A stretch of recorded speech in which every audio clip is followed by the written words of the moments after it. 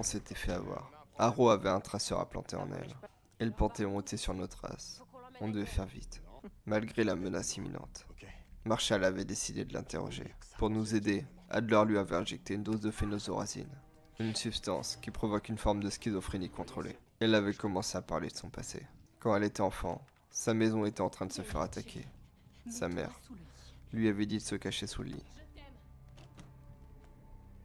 Mais elle ne l'avait pas écouté. Elle était sortie de sa chambre. Et cette erreur avait coûté la vie à sa mère.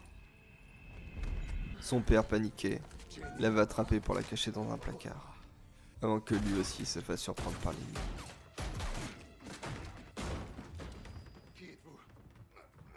Après un affrontement entre eux,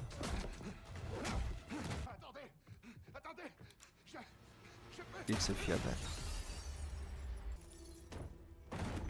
C'est à ce moment-là que nous avions été interrompus.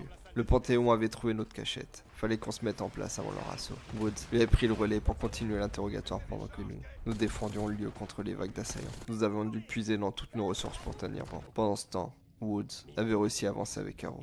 Elle s'était souvenue de son intégration à la CIA. À l'époque, on lui avait expliqué que ses parents avaient été tués lors d'un cambriolage qui avait mal tourné. Mais elle n'avait jamais cru cette version. Pour elle, quelque chose clochait. On lui cachait la vérité. Un jour, elle avait reçu une disquette anonyme dans son bureau. Ce qu'elle avait découvert dessus avait changé toute sa perception. La disquette contenait un document compromettant qui révélait que l'attaque contre sa famille n'était pas un cambriolage, mais une opération ciblée. Ses parents avaient été assassinés par un agent de la CIA. Elle en était persuadée.